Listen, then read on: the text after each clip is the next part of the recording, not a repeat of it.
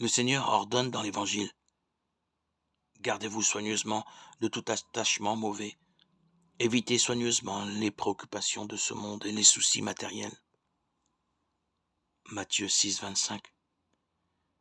C'est pourquoi aucun frère, qu'il demeure dans une résidence ou qu'il soit en voyage, ne doit en aucune manière accepter lui-même ou faire recueillir pour son compte ni pièces d'or, ni menu monnaie, et cela ni pour acheter des vêtements ou des livres, ni en guise de salaire pour aucun travail, ni sous aucun prétexte, sauf cas de nécessité évidente pour les frères malades.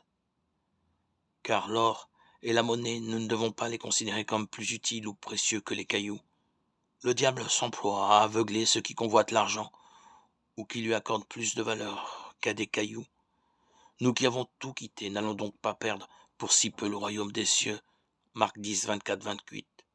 Si nous arrive de trouver quelque part des pièces de monnaie, n'y faisons pas plus d'attention qu'à la poussière que nous foulons aux pieds, car cela est vanité des vanités, tout est vanité.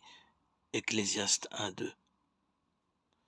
Tous les frères s'appliqueront à suivre l'humilité et la pauvreté de notre Seigneur Jésus-Christ.